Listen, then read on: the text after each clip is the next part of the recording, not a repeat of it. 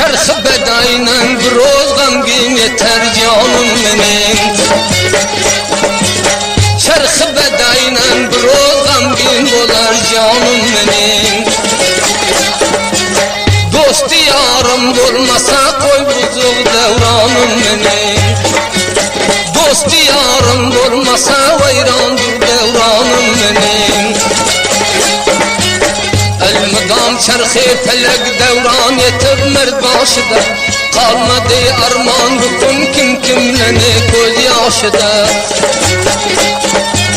Kaşki bolsam mercevan imanı bolsam taşıda.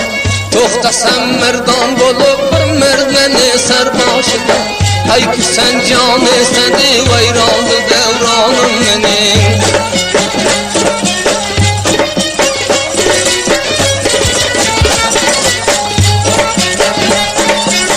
Eyleme ey malika devranımız boldu bukun. Sinet olup mercevan armanımız kaldı bukun. Açılıp tergunçalar bağı içide soldu bukun. Mercevanlar birbirden odunda ayrıldı bukun. Neyleyey düşman felek vayrandır devranım benim.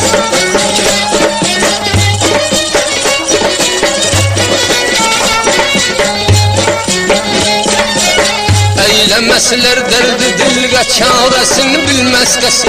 Canı dil koysa bütün hem parasını bilmez kesi. Cahili bedbaht olup biçaresini bilmez kesi.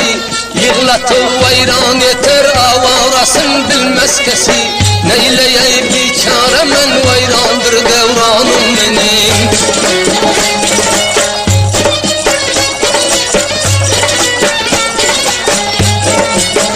Aşık didar değil gül isini bilmez kesi.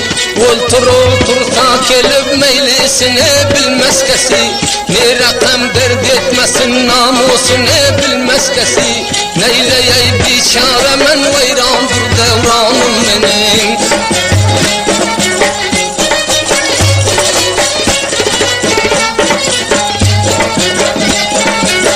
Elmidam üstler çapar öz yarını bilmez kesi. İhtiyarı kolda yok didarını bilmez kesi. Vadarı hıyaldan dünya özarını bilmez kesi. Neyleyey biçare men vayrandır devranım benim.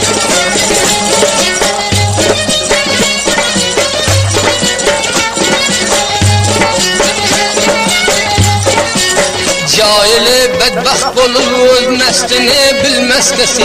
Kurmadan derge revan öz destini bilmez kesi. Yığlatıp vayran yeter öz dostunu bilmez kesi. Neyleyey biçare men vayrandır devranım benim.